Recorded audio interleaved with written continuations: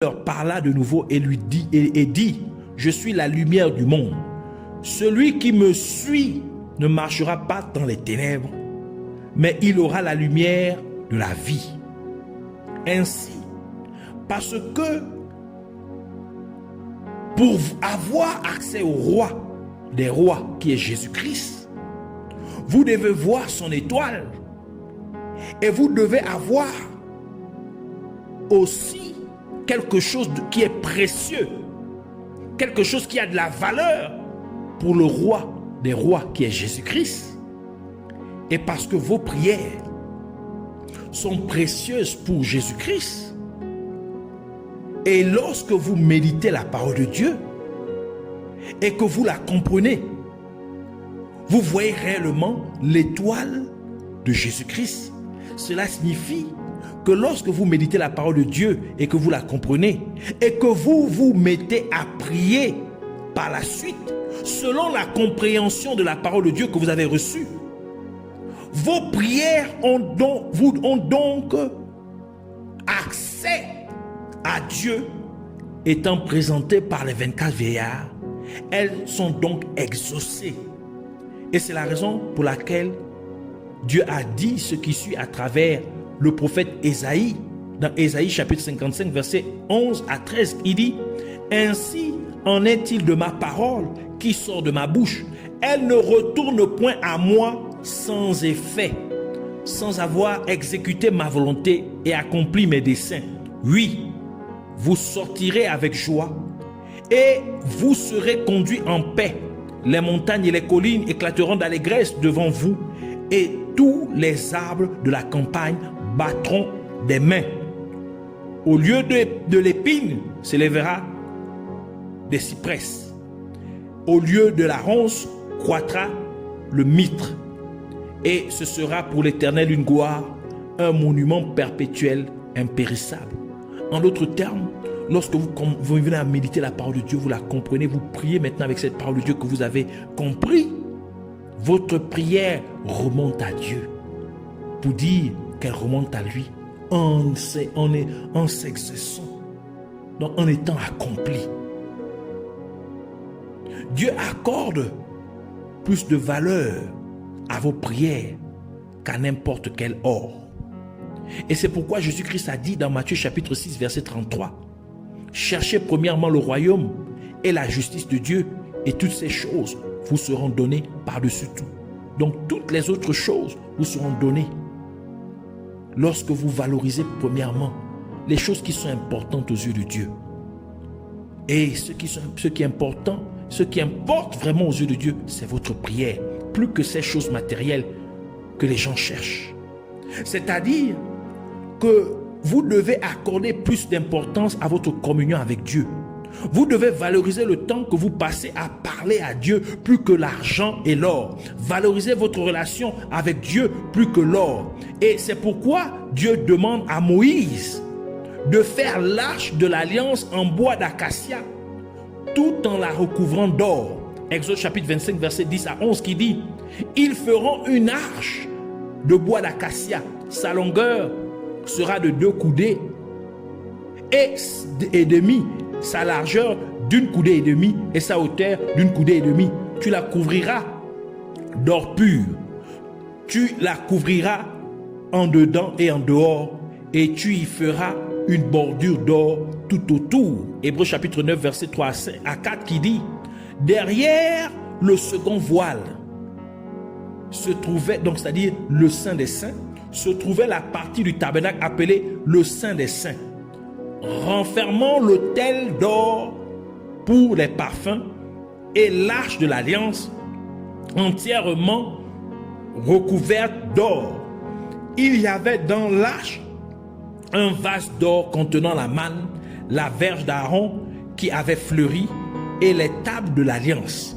Ainsi, nous pouvons voir que l'arche de l'alliance, faite de bois d'acacia, était recouverte d'or. Et nous savons que l'arche de l'alliance représente l'alliance entre Dieu et son peuple. Ce qui signifie qu'elle représente la relation entre Dieu et son peuple. Elle décrivait l'interaction entre Dieu et son peuple. Par conséquent, comme Dieu a demandé que l'arche de l'alliance en bois soit recouverte d'or, cela signifie que Dieu valorise sa relation avec son peuple plus que l'or ou tout bien matériel, alors que les êtres humains valoriseraient l'or plus que le bois. Ce qui signifie que les gens préféreraient faire des heures supplémentaires pour gagner plus d'argent et manquer leur temps de prière. Ils manqueraient leur temps d'intimité avec Dieu afin d'acquérir plus de biens matériels. Et de plus, Dieu a demandé à Moïse de mettre le pot d'or de la manne, la verge d'Aaron et les 2 tables de la loi à l'intérieur de l'arche de l'alliance qui était recouverte d'or. La manne représente la parole de Dieu et les 2 tables de la loi représentent les commandements ou les instructions de Dieu. La verge d'Aaron représente le ministère. Ainsi, en utilisant de l'or pour transporter la manne, les 2 tables de la loi et la verge d'Aaron, Dieu dit à nouveau qu'à ses yeux, sa parole, ses commandements ou instructions et le ministère qu'il vous a donné sont chacun plus importants que l'or. Ils ont chacun plus de valeur que n'importe quel bien matériel. Ainsi, vous avez besoin de valoriser le temps que vous prenez pour méditer la parole de Dieu plus que l'or ou toute autre possession matérielle. Vous devez considérer le temps que vous prenez pour faire l'œuvre de Dieu, donc le ministère de Dieu, plus que l'or ou toute autre possession matérielle. Vous devez accorder plus de valeur à l'obéissance, à votre obéissance à Dieu qu'à l'or ou à tout autre bien matériel. À vos yeux, la méditation de la parole de Dieu, l'œuvre de Dieu et l'obéissance à Dieu doit être plus importante que l'or ou tout autre bien matériel. Une très bonne raison pour laquelle vous devez valoriser votre prière, la méditation de la parole de Dieu, l'œuvre de Dieu et l'obéissance à Dieu plus que l'or et toute autre possession matérielle, c'est parce qu'ils peuvent produire de l'or ou tout autre bien matériel. Par exemple, Anna ne pouvait pas avoir d'enfant, mais elle a prié Dieu. Elle eut un enfant nommé Samuel. On peut trouver cela dans 1 Samuel. Or, Anna pouvait avoir tout l'or du monde, mais elle ne pouvait pas acheter un enfant qui sortira de son sein. Mais la prière lui a donné un enfant qui est sorti de son sein. Isaac obéit aux instructions de Dieu de rester dans le pays pendant la période de sécheresse sévère. En conséquence, Isaac sema et récolta au centuple ce qu'il avait semé, et il devint extrêmement riche. Genèse chapitre 26. Naaman obéit à la parole de Dieu prononcée par le prophète Élisée pour aller se laver 7 fois dans le Jourdain, et il fut complètement guéri de sa lèpre. 2 Rois chapitre 5. Joseph servit Dieu depuis son jeune âge, et en conséquence, il fut nommé commandant second juste après Pharaon de tout l'Égypte. Il fut commandant second. Genèse chapitre 41. Daniel passa beaucoup de temps à essayer à comprendre la parole de Dieu. Et en conséquence, il fut promu gouverneur de toute la province de Babylone. Et il a également reçu de nombreuses richesses matérielles. Daniel chapitre 2. C'est donc la raison pour laquelle vous devez valoriser votre prière, la méditation de la parole de Dieu, l'œuvre de Dieu et l'obéissance à Dieu plus que l'or et tout autre bien ou possession matérielle. Avant que Jésus-Christ n'eût à endurer toutes les souffrances qui lui seraient infligées et ensuite être crucifié, il partagea la coupe de vin avec ses disciples lors du dernier souper ou repas. Matthieu chapitre 26, versets 27 à 28 qui dit, il prit ensuite une coupe et après avoir rendu grâce, il la leur donna en disant, buvez-en tous, car ceci est mon sang, le sang de l'alliance qui est répandu pour plusieurs pour la rémission des péchés. La coupe était la représentation des souffrances que Jésus-Christ allait endurer. C'est pourquoi il a ajouté dans Matthieu chapitre 26, verset 39, puis ayant fait quelques pas en avant, il se jeta sur sa face et pria ainsi, mon Père, s'il est possible que cette coupe s'éloigne de moi, toutefois, non pas ce que je veux, mais ce que tu veux. Ainsi, étant notre souverain sacrificateur, Jésus-Christ devait offrir une coupe de souffrance, ce qui signifie qu'il devrait offrir un sacrifice, car le rôle d'un sacrificateur est d'offrir des sacrifices, comme le déclare la parole de Dieu dans Hébreux chapitre 8, verset 3 qui dit, tout souverain sacrificateur est établi pour présenter des offrandes et des sacrifices, d'où il est nécessaire que celui-ci ait aussi quelque chose à présenter. Donc Jésus-Christ devait présenter une coupe de souffrance, donc au travers de la souffrance qu'il devait endurer à la croix et par sa crucifixion. Et puisque nous sommes faits sacrificateurs de Dieu, lorsque nous acceptons Jésus-Christ comme notre Sauveur et Seigneur, comme le déclare la parole de Dieu dans Apocalypse chapitre 1 verset 6 qui dit, et qui a fait de nous un royaume de sacrificateurs pour Dieu son Père. À lui soit la gloire et la puissance au siècle des siècles. Amen. Et c'est pourquoi les 24 vieillards au ciel mettent nos prières dans des coupes. Parce que nous sommes les sacrificateurs de Dieu. Et donc nos prières représentent nos sacrifices, car en effet, nous sacrifions notre temps pour prier pour que les gens soient guéris.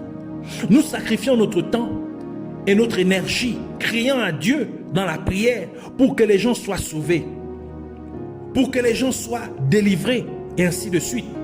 Et c'est donc pour cette raison que lorsque les 24 vieillards présentent nos prières dans une coupe à Dieu, ils disent à Dieu, en se référant à nous, que tu as fait d'eux tes sacrificateurs.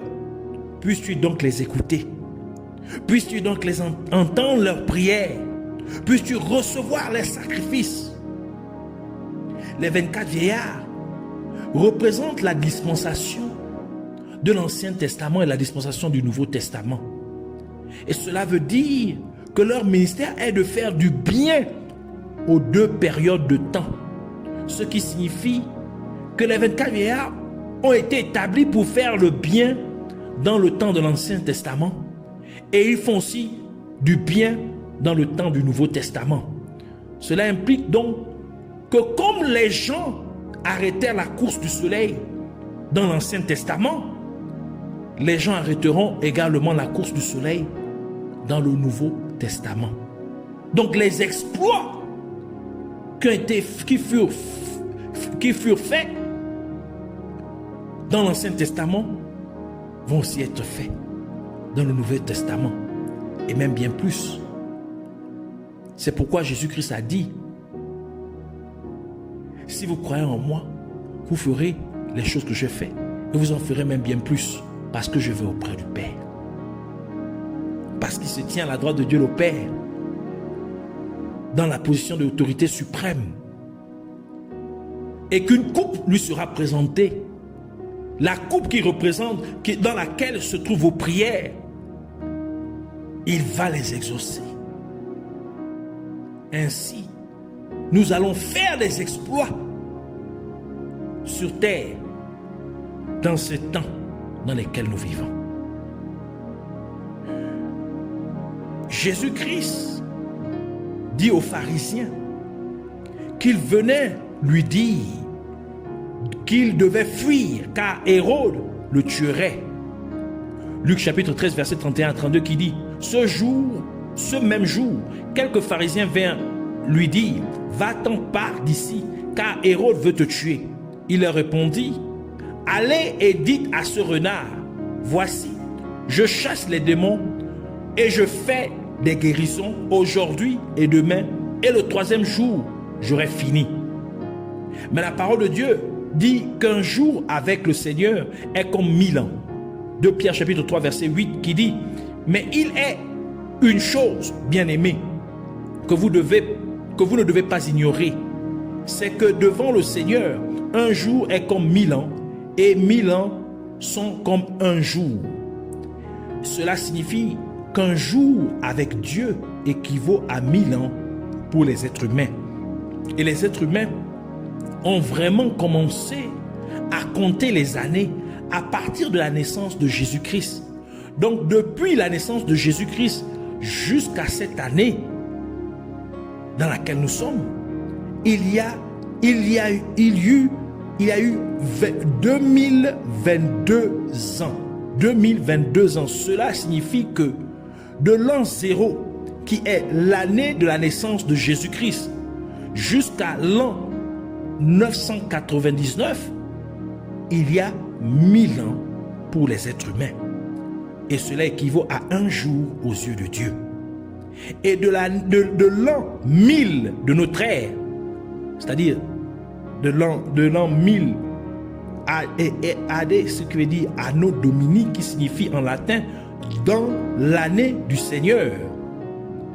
Donc de l'an 1000 de notre ère à l'an 1999, cela se fait encore 1000 ans, ce qui équivaut aussi à un jour pour Dieu. Cela fait donc au total 2 jours avec Dieu. Et à partir de l'an 2000 de notre ère, nous sommes maintenant dans le 3e millénaire, signifiant que nous sommes au 3e jour aux yeux du Seigneur Jésus-Christ. Par conséquent, lorsque Jésus-Christ disait qu'au 3e jour, il serait rendu parfait, donc il aurait fini, il indiquait en fait qu'il reviendrait au 3e millénaire aux yeux des êtres humains. Donc, nous sommes réellement au temps du retour de Jésus-Christ, puisque depuis l'an 2000, nous avons entamé le 3e millénaire. Et c'est pour cette raison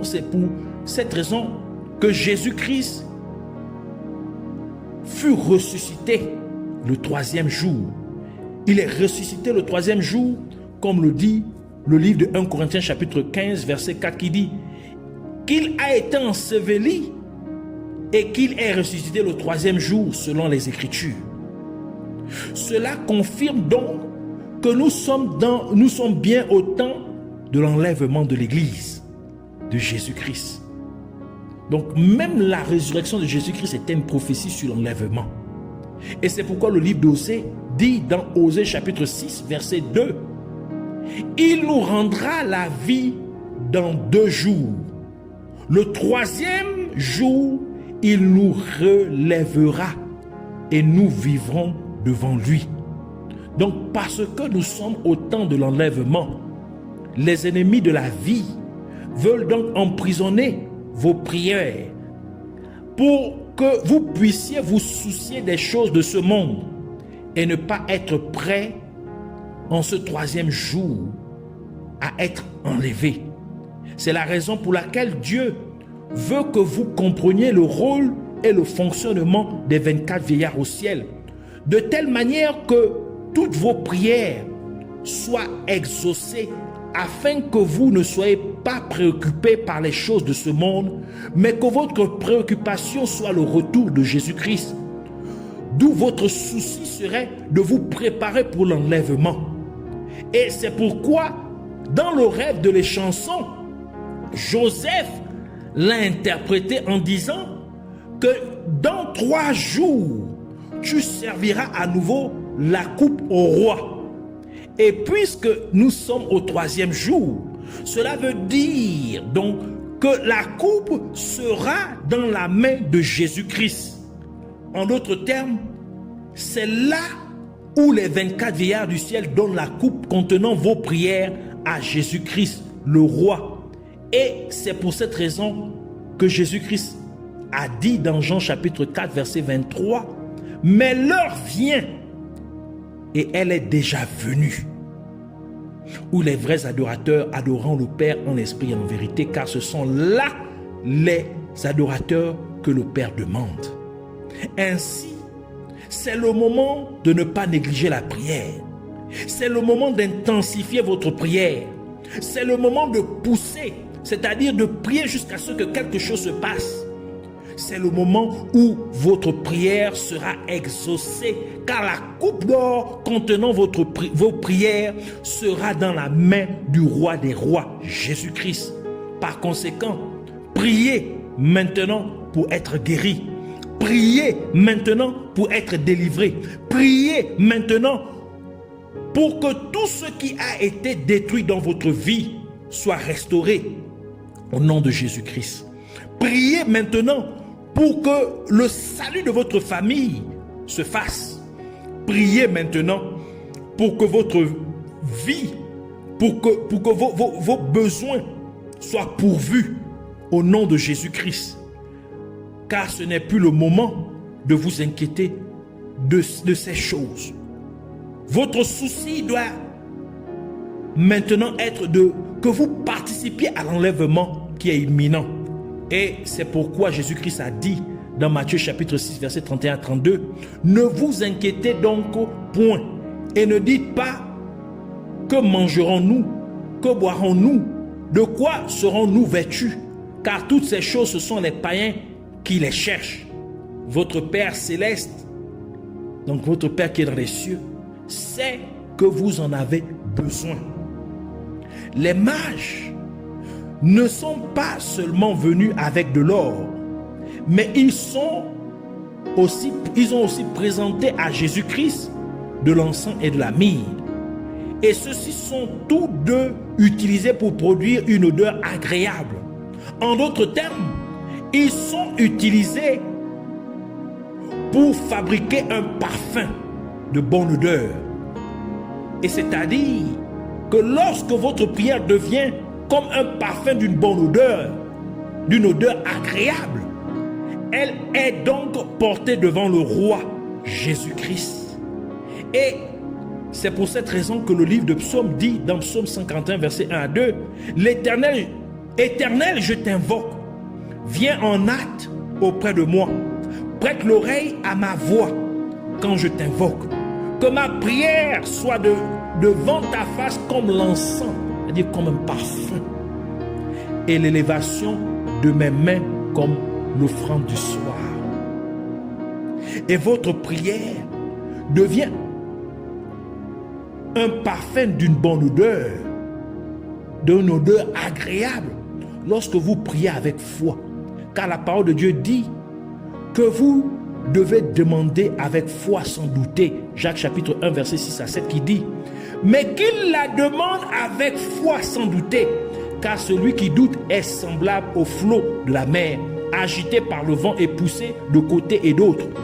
Qu'un tel homme ne s'imagine pas qu'il recevra quelque chose du Seigneur. » Par conséquent, quand vous priez, vous devez croire pleinement que Dieu vous répondra, il vous exaucera. Parce que la foi plaît à Dieu. Et la foi est agréable à Dieu. Ainsi, le livre d'Hébreux déclare dans Hébreux chapitre 11, verset 6, « Or, sans la foi, il est impossible de lui être agréable. Car il faut que celui qui s'approche de Dieu croit que Dieu existe et qu'il est le rémunérateur de ceux qui le cherchent. » En d'autres termes, lorsque vous priez avec foi, votre prière devient comme un parfum de bonne odeur.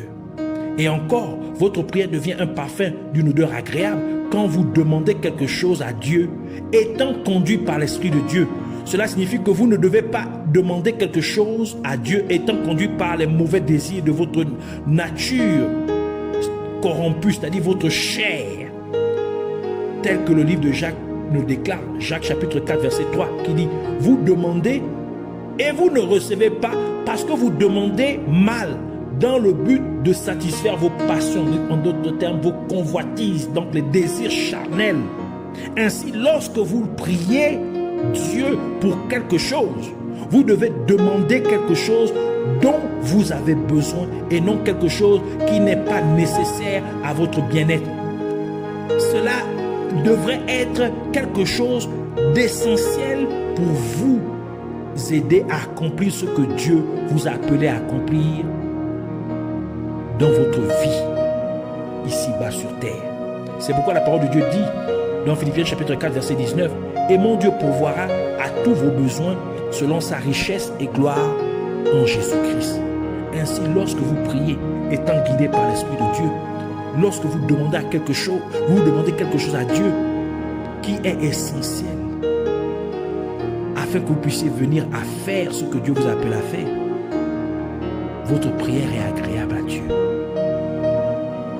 De plus, votre prière devient un parfum d'une odeur agréable pour Dieu lorsque vous priez conformément à la volonté de Dieu. Or, la volonté de Dieu, c'est sa parole.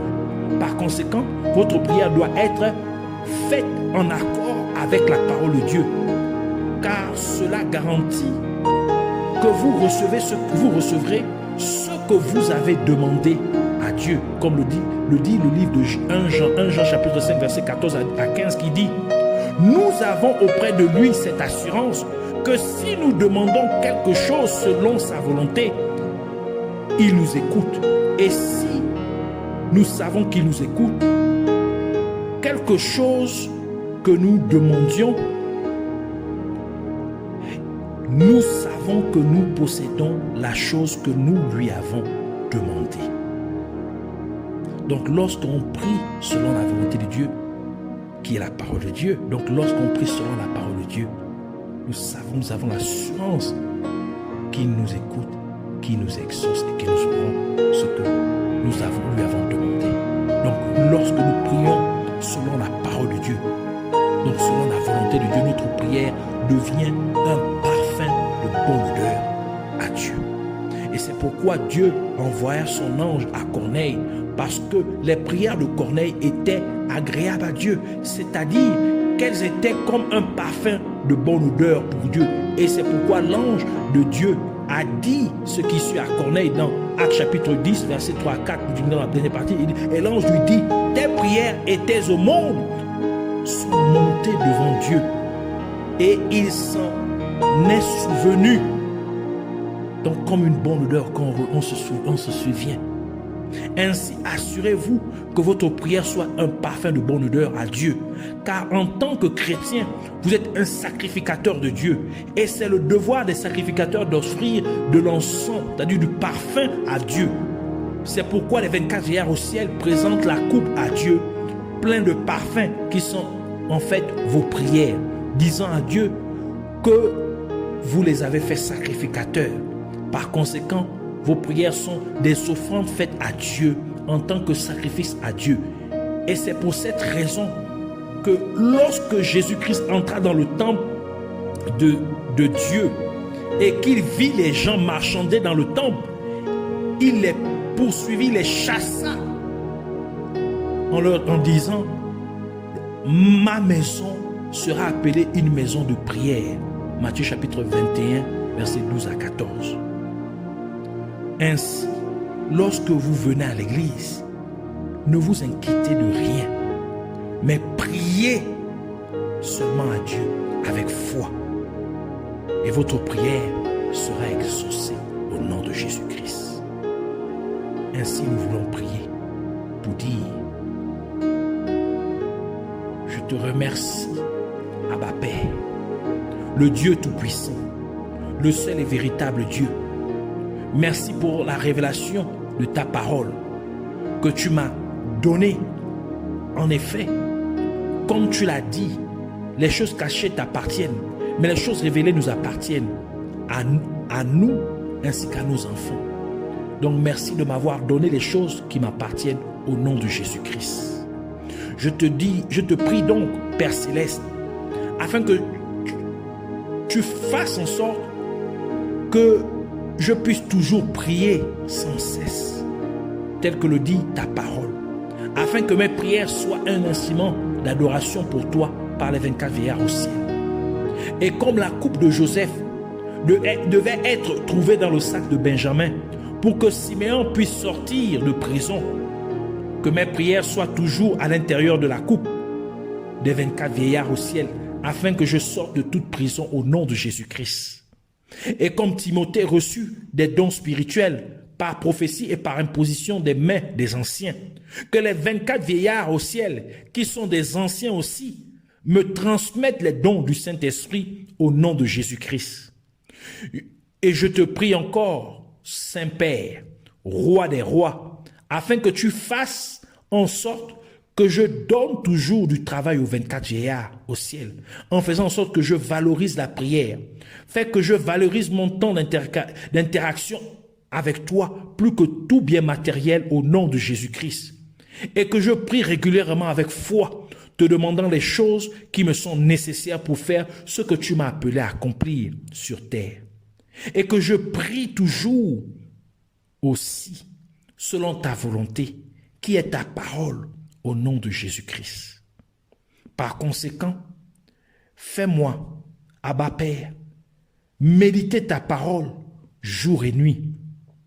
Et ce faisant, amène-moi à la comprendre, afin que je puisse toujours prier selon la compréhension que tu me donnes de ta parole au nom de Jésus-Christ. Par conséquent, fais que je valorise aussi ta parole, tes commandements ou instructions et le ministère que tu m'as confié plus que tout bien matériel au nom de Jésus-Christ. Et puisque nous sommes au 3e jour, le jour de ta venue, de ton retour sur terre, cela signifie que c'est le temps où tu as promis de nous faire revivre, de nous raviver. C'est le temps de l'enlèvement. C'est le temps de ton retour pour venir et enlever ton Église, pour qu'elle demeure toujours avec toi. Je te prie donc, afin que tu fasses en sorte que je figure parmi ceux qui seront enlevés. Donc réponds toujours à mes prières, exauce toujours mes prières, afin que mes besoins matériels ne soient plus une préoccupation pour moi, car tu pourvoiras à tous mes besoins, et que mon ravissement soit donc ma seule préoccupation, afin que je m'attelle à être prêt pour ton retour. Je le demande ainsi, en ton saint nom, Seigneur Jésus-Christ. Je te remercie parce que je crois pleinement que tu m'as exaucé. Et je te donne ainsi toute la louange et l'adoration au nom de Jésus-Christ. Amen.